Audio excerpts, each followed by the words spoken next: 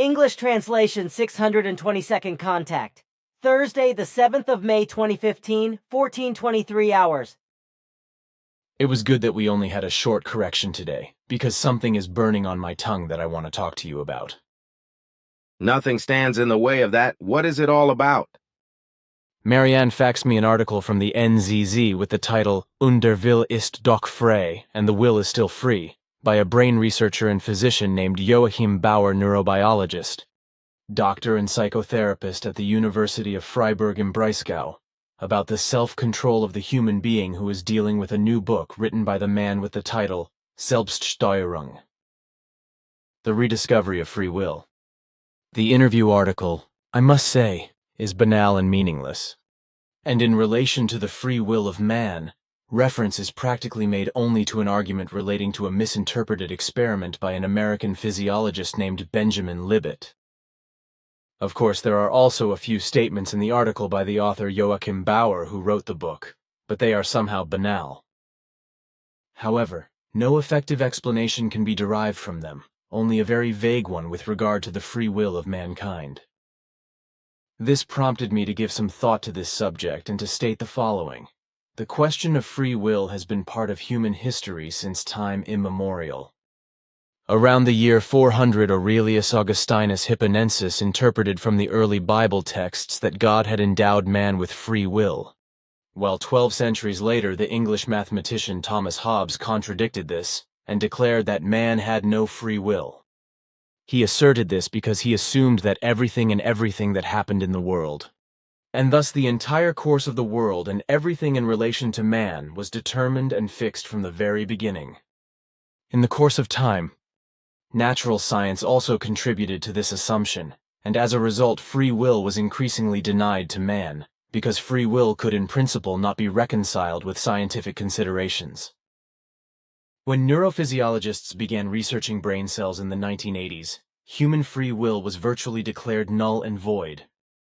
This is especially because it is found and claimed that the human brain, before consciously deciding on an action or act, etc., has already anticipated the decision. Therefore, it does not do what it actually wants to do, because it wants what it does. For me, something stupid and confused as well as illogical, which is claimed in this way. In other words, it is basically claimed that the free will of man is nothing more than an illusion. That is completely wrong, I think, because if that were so, the terms guilt and responsibility, for example, could be removed from the human language repertoire because man would in no way bear the guilt or responsibility for any of his actions or deeds or for his words, thoughts, and feelings. So also no wrongdoers.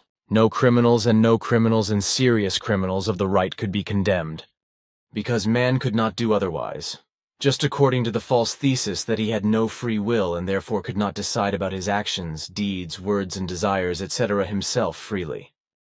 But it is idiotic to write off free will as an illusion, because if one thinks about what is meant by free will at all, then this means nothing more and nothing less than that man acts self-determined. That is to say that he himself determines his intentions, ideas and desires, his actions, deeds, and words, as well as all his behavior in good and evil or negative and positive, that all causes for it are based on a free and self-determining will. And if this is seen from this perspective, then it is not surprising that in every relationship decisions are made that result from stimulus patterns in the brain that can be predicted. This is precisely because everything in the brain forms itself deliberately, from intentions to actions, deeds, words, desires, and behaviors. Man has no free will only if he cannot decide or act himself in his actions, deeds, words, and behavior. If he is directed and manipulated from the outside by some persons, therefore he has to act and behave by the will of others. If this is the case, then the person becomes very quickly aggressive, joyless and listless, as well as unmotivated, whereby he also distances himself from his fellow human beings and is not prepared to be helpful to them in any way. This is contrary to the situation when a person can develop his or her free will and consciously determine his or her actions, deeds, words, and behavior. Free will strengthens the willingness to do good and positive things, promotes self-confidence, self-esteem, and peace. And it has to be said that the assumption of earthly scientists is completely wrong, that due to the electrical stimulus patterns of the brain, the so-called readiness potential, the decision has already been made before man becomes aware of what he is doing. Therefore, he is not doing what he actually wants to do because he wants what he is doing. A stupid assumption and description because the brain does not decide independently, but only by controlling it by free will. If so, the brain already knows the decision concerning a thing. Action, deed, word, or any kind of behavior before it takes place. Then this happens only because the whole is determined and brought to bear by free will. In this relationship also unconscious thoughts and feelings play a part, which cannot be perceived consciously and therefore also not understood. In many cases, conscious thoughts and feelings are preceded by unconscious thoughts and feelings which instantaneously combine with conscious thought and feeling emotions to create unconscious decisions which may be recognized, leading to the erroneous assumption that the brain has already made a decision before the conscious action has been taken, a word has been uttered, or a certain behavior has been performed. If one takes a look at the different and contradictory interpretations and confusing assertions that religions, philosophies, natural sciences, and sects tend to spread on the subject of destiny, it becomes clear that terrestrial man is still a long way from understanding the mysterious, invisible connections that determine his life on planet Earth. How right you are. Especially when I think that Earthlings believe that there is a divine or other higher righteousness, which in turn would require that everything be predetermined by them, and that man has no free will. The different starting positions of Earthlings at the time of birth alone are regarded as involuntary and predetermined strokes of fate, through which even the effectively good man is to fall into misery and suffering, for which he cannot do anything, because the predestination does not permit anything else, and is additionally determined by chance. An assumption that cannot be more contradictory, for how can predestination and chance unite? However, this alone is evidence of the fact that man has no free will, that he is therefore dependent in every respect on a higher power, and that everything is coincidentally determined for him, which proves that man's will cannot be free to determine something himself in relation to his actions and deeds, his words and his behavior. The whole thing is completely confusing, but how can a soberly thinking person in the 21st century still hold the confused delusion that he has no free will of his own, and that fate is unjust only because he has fallen into delusion?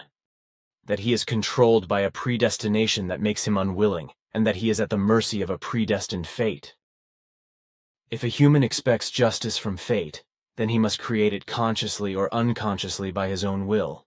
Therefore, he must not assume that life has the same fate for all people.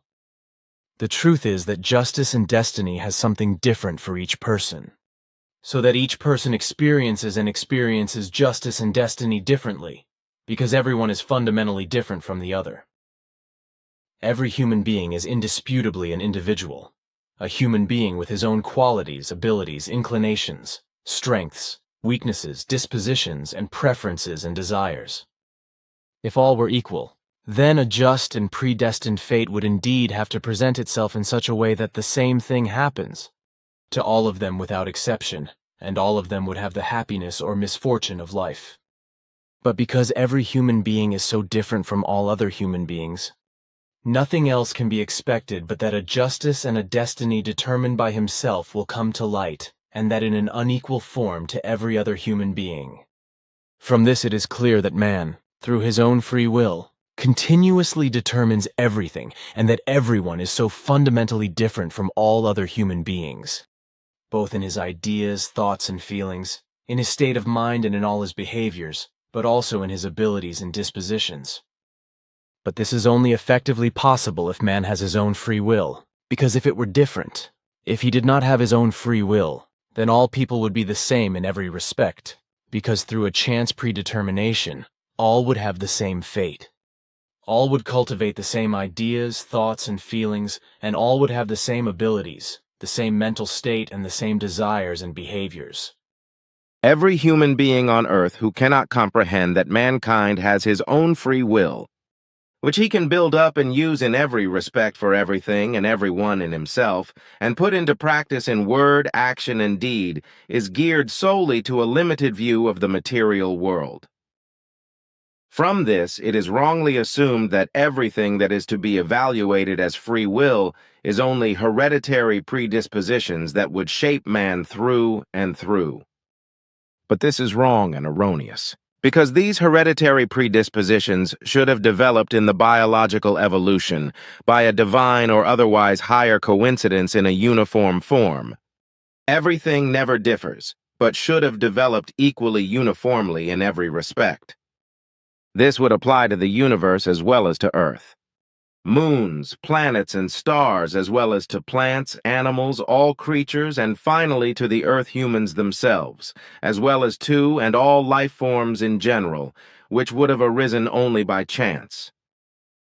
If this were indeed the case, then everyone would have referred to the Earth human being with the exact same physiognomy, the same body structure, and everything else as any other Earth human being. Unfortunately, the term coincidence plays a very important role in the modern worldview of the terrestrial human being.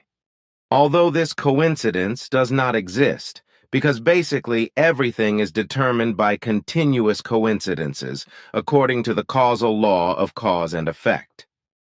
This explains not only the mutations and thus all genetic evolutive changes of all life forms in the course of the development of life, but also the evolutive and other changes, which are caused by the ideas, thoughts, and feelings as well as by the desires and behaviors of man, which can only come about by man himself thinking and using his free will, in order to willfully put into action everything which he creates as origin in his thoughts and feelings, and consciously brings into effect by the power of his own will. I understand that too. Unfortunately also, earthly scientists and other experts always proceed from a coincidence, which they call only an arbitrary and not lawful event, which results in the way that a coincidence of two things occurs. That is to say that two things unite, that is to say coincide, and result in a so-called coincidence, which according to their explanation is not controlled lawfully or predetermined. So chance is usually defined as something that is not foreseen, was not intended, or happens unexpectedly. Furthermore, chance also has something to do with when things fall to a person, or something falls to someone, such as a piece of cake that is divided among several people, whereby each person falls to a piece, resulting in a fall to chance. Among the mystics of the 14th century, chance was explained as externally added, following Latin accidens, accidentia, accidens, accidens. In this sense, it is assumed with regard to chance, which arises without any discernible reason, that so-called chance would in truth be nothing other than an expression of a divine or other higher will, which in turn would mean that it would be predestined to be leading and guiding and would thus have an effect on the world. So, in this sense, chance predestination would be a development of life which would be divine from the beginning or otherwise predestined by a higher power. And consequently the chance events experienced by man as fateful would also be controlled in this way. However, when reality and its truth are considered and analyzed, there is nothing to suggest that everything or even the smallest thing is arranged and controlled by a divine or other higher purposeful will. On the contrary, reality and its truth show that in the current existence and life of man himself continuously determines everything himself, sets the causes for everything and lets it become reality through his own conscious will, which he is able to use, steer, and use all by himself. The fundamental fact that everything in relation to the entire knowledge of nature is based on creational natural laws shows that all world affairs are governed by laws anchored in nature. So everything has its creational natural laws and recommendations, which also determine that causes and effects must be created, also by man, who, however, can only do this because he has his own free will, over which he can determine himself. This also clearly states that in nature no arbitrary acts can determine what happens, but that behind everything that man erroneously regards not as a coincidence but as coincidence, there is a certain will or even a creative strategic regularity.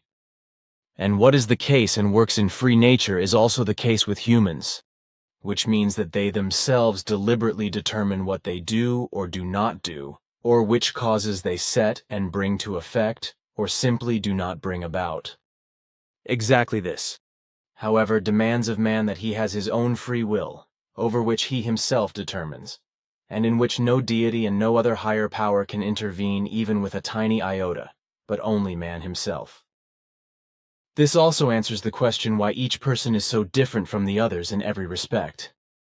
This also means that man is not responsible for any coincidence, but only for coincidences which he creates by his own free will. Therefore, he controls everything by the laws of his free will, which means that he is through and through a creature independent of coincidences or other preconditions concerning a god or another higher power.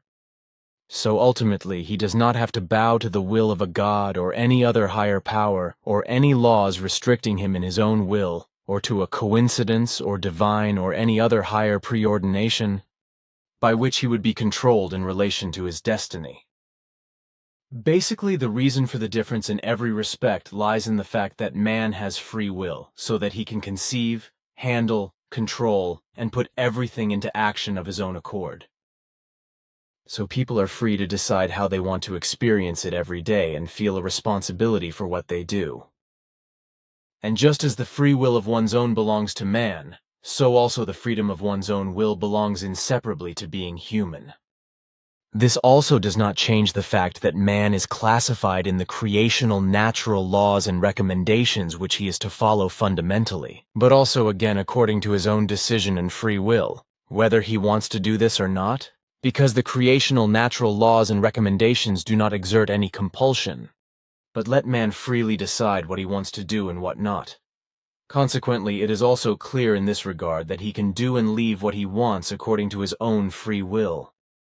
So the question does not arise how the principle of free will can be reconciled with the principle of creational natural regularity, because both the free will of man can bring about something, and at the same time the creational natural laws and recommendations.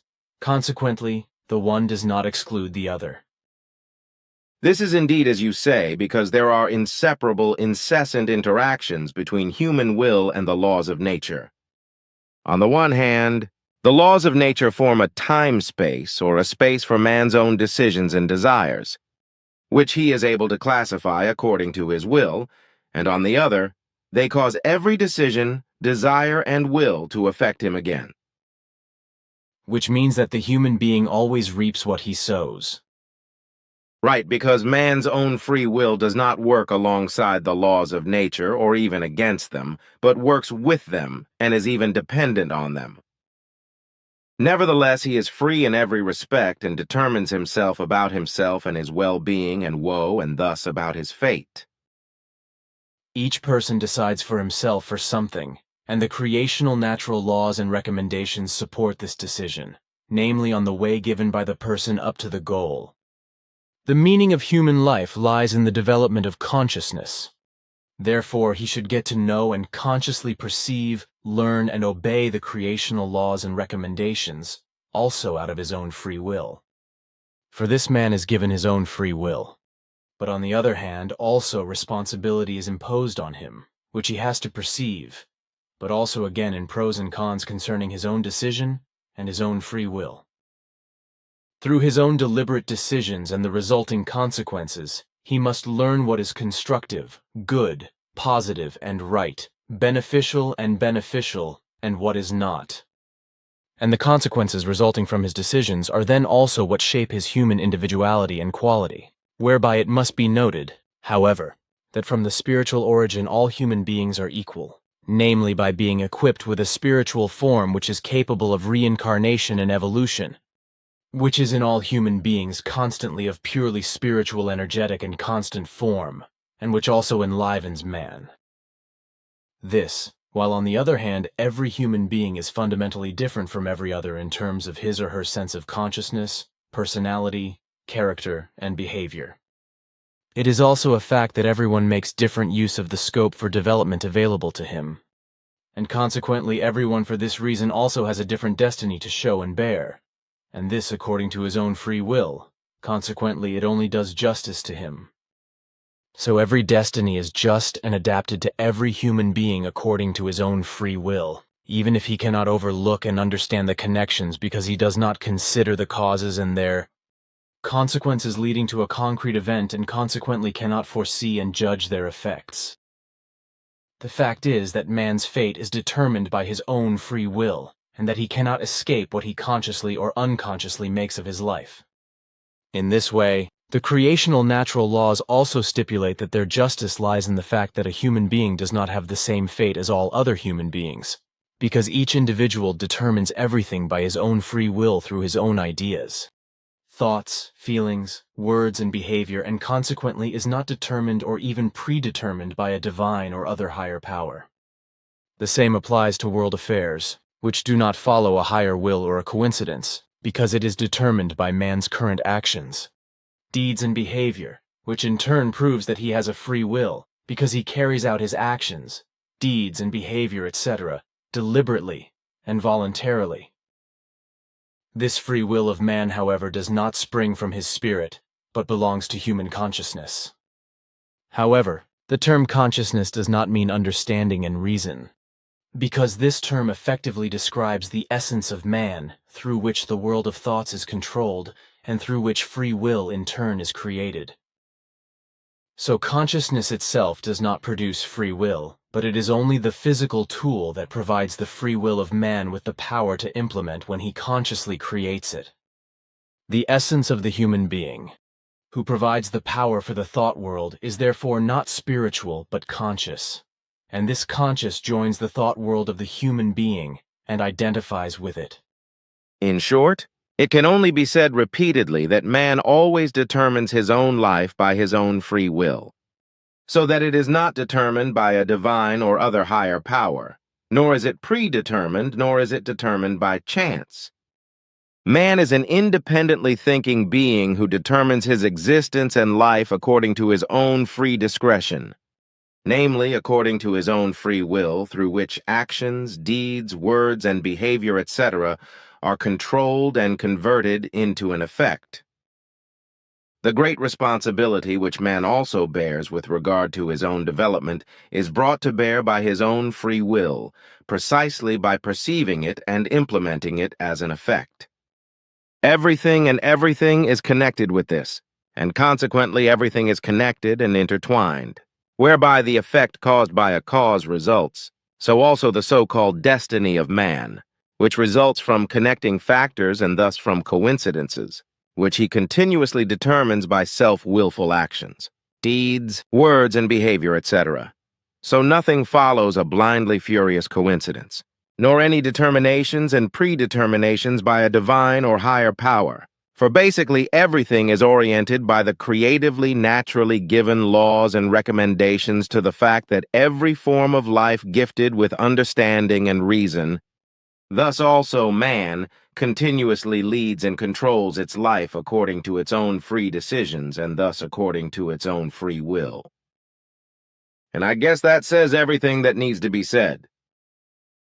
I also think, therefore, we can end this issue and turn to something else.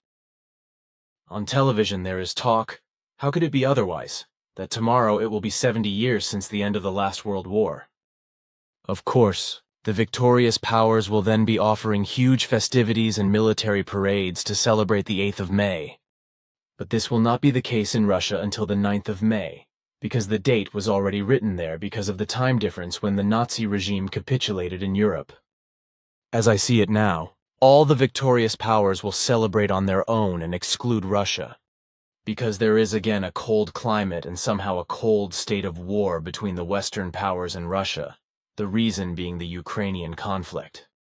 What I can still imagine, however, is that German Chancellor Merkel will have to stretch her nose forward and, despite everything, will travel to Moscow to make love child and hypocrite Putin and the Russian people. At least that's how I value this woman, who in no way omits anything in order to put herself in the foreground with all her might and to present herself. I thought about that too and came to the same conclusion as you. Russia will be excluded from the Western victorious powers for joint celebrations. And what you say about Merkel, this woman will undoubtedly distinguish herself in Moscow in order to make a name for herself in this matter too. To stand out and to distinguish herself in order to gain a profile with the German and Russian people and in the EU dictatorship with her naive supporters. That's what I mean. But their followers are too stupid to know their intentions and their underhanded actions. But as far as the victorious powers are concerned, who tomorrow in the Western world and the day after tomorrow in Russia will celebrate the Nazi capitulation of the last World War, which ended the war in Europe 70 years ago.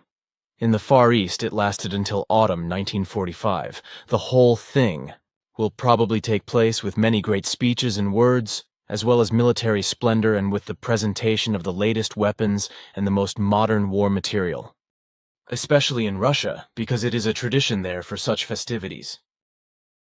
I think the enemy powers are also threatened with this, because this is typical for the war-loving earthlings of every color.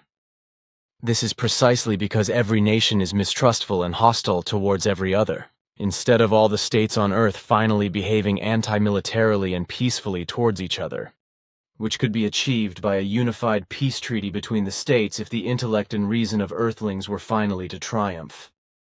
But such a global peace of states can only come about when all the states of the world finally form a unified and globally active multinational peace battle force, which has the right to resolve all armed conflicts and dictatorships in all countries with logical force and without any degeneracy, and thus to ensure peace, freedom, and democracy in every state, as well as effective justice for the peoples, to build everything up in this way and make it a reality.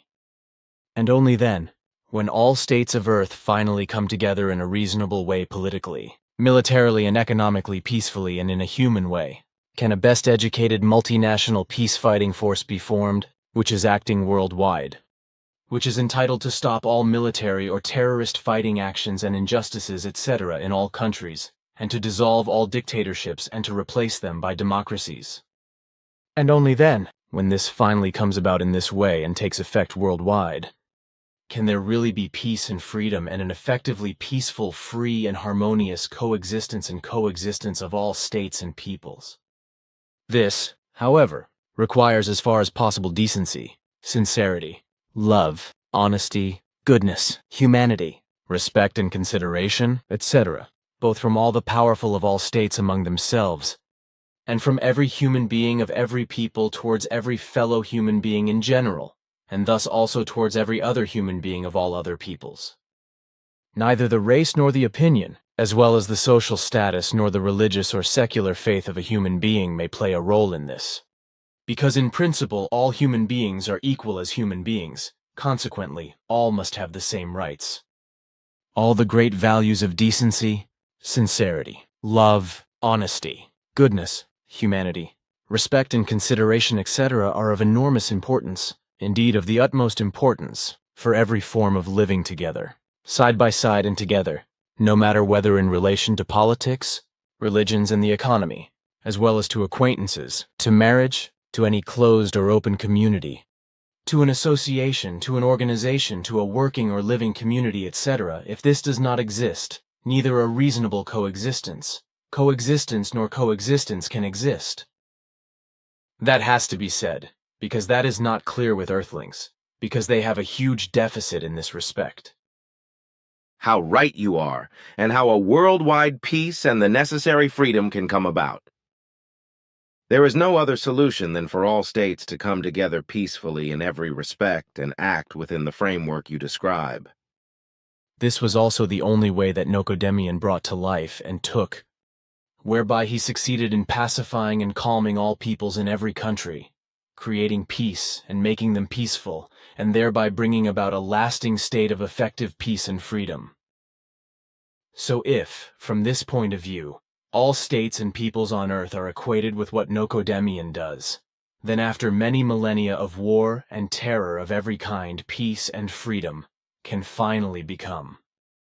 As far as the multinational peacekeeping force is concerned, all that remains to be said is that it must, of course, be placed under the absolute supervision and control of an authoritative supervisory body set up jointly by all states, which permits absolutely no degenerations, etc., as have been committed since time immemorial on Earth by the military, secret services and secret societies, by special combat units and criminal organizations, as well as by political terror and murderous religious or sectarian machinations, and continue to be practiced to this day.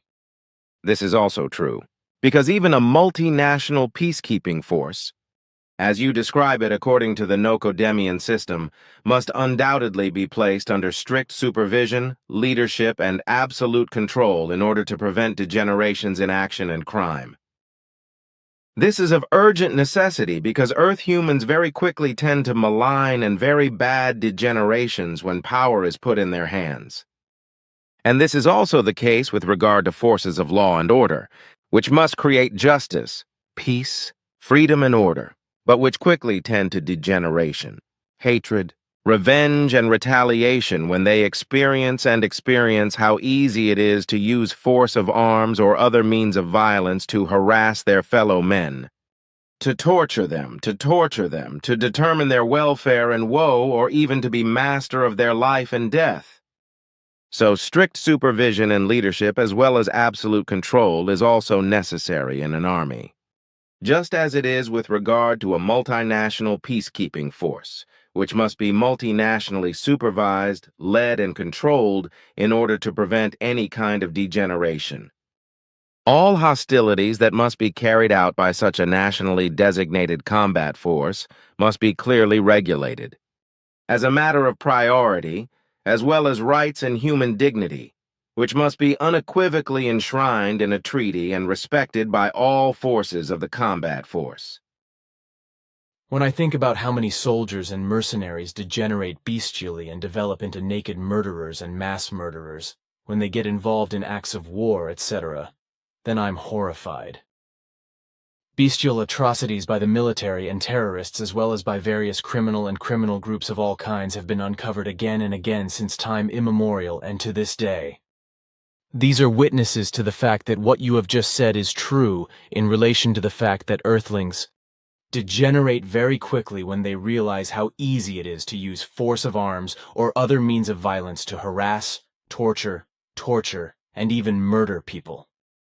And what really happens on Earth in this respect, how tremendously bad, malicious and bestial it really is in murderous Secret Service machinations, acts of war, acts of terrorism and other deadly machinations against men, that on the one hand can hardly be described with words, and on the other hand, the powerful people of the world who are complicit in everything, conceal, and hide the effective horrible facts regarding their absolute inhumanity.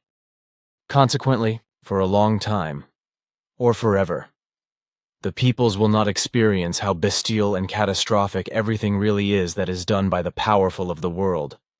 The military, mercenaries and secret services, terrorists, religions and sects. And further it is to be said that on the one hand all these atrocities, war crimes and other crimes are protected and promoted by the superpowers, on the one hand, and above all the USA. On the other hand, all these atrocities, war crimes and other crimes are protected and promoted, how these are carried out by their armed forces, secret services and mercenaries, etc., as became known worldwide by WikiLeaks and the whistleblower Edward Snowden. While on the other hand, the USA does everything to maintain its unjustifiably appropriated position of a world police with all degenerate, common, and criminal means. This is in addition to the fact that the USA, in secret intentions of course, also wants to seize world supremacy in order to bring all states under its thumb and to dominate them unipolarly, as no other state in this framework strives for in any way. Of course, this is vehemently denied by the USA and its secret services, military and powerful. Which is not surprising. Then again, a question concerning the 4 foreign groupings. Are there any new findings or anything else to report? No, there have been no changes so far. Then I would like to ask you for your opinion regarding the Islamist State, namely to what extent it stands with the fact that it is at last properly confronted and what is really being done against it. The whole thing concerning the IS fighting is no more and no less than a skirmish, the sense of which is not to wear down the Islamist State, but to keep the war and weapons industry alive and to expand it further. This in any case, concerns the U.S. bombings and all other machinations carried out against the IS. All in all, with all that is done, the advance of the Islamist State cannot be stopped, and its continued existence cannot be brought to an end. As a result, the IS terror organization can continue to expand its area of power, which has also led to the IS already being able to establish itself in various Arab states, which is also due to the fact that it has been able to settle in these states in such a way that it can seize the oil economy. And if the Islamist State succeeds in this, then the entire Western and thus the non-Islamic world will be turned off completely, as you once said.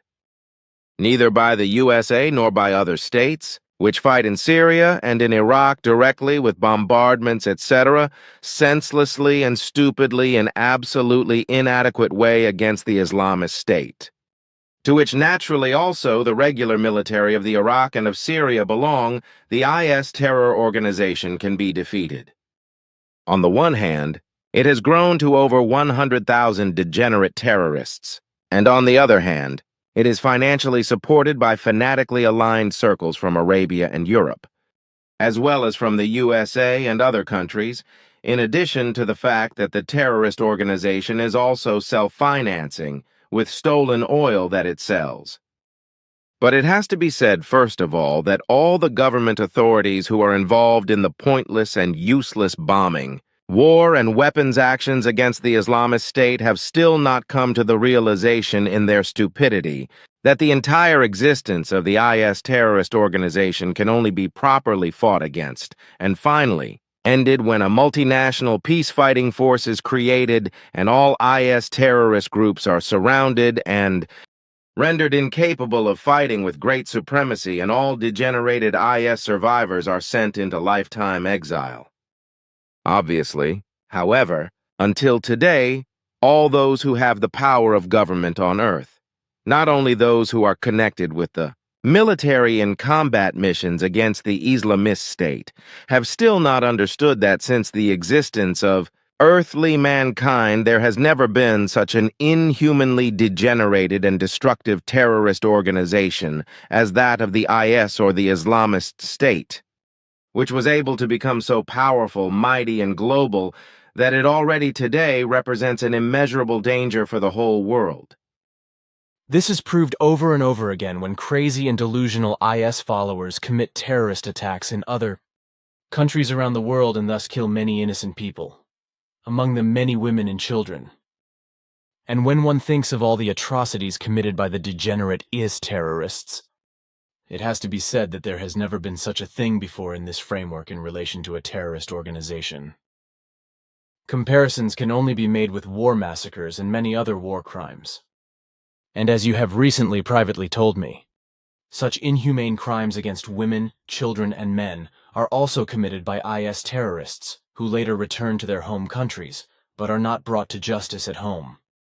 It doesn't matter whether they are so-called sleepers who are only sent by the IS to wait for a suitable moment to commit a terrorist attack that then claims many human lives, or whether they are IS deserters who participated in the IS as torturers, murderers, and rapists, etc., and then hypocrite repentance in their homeland and get away with it scot-free.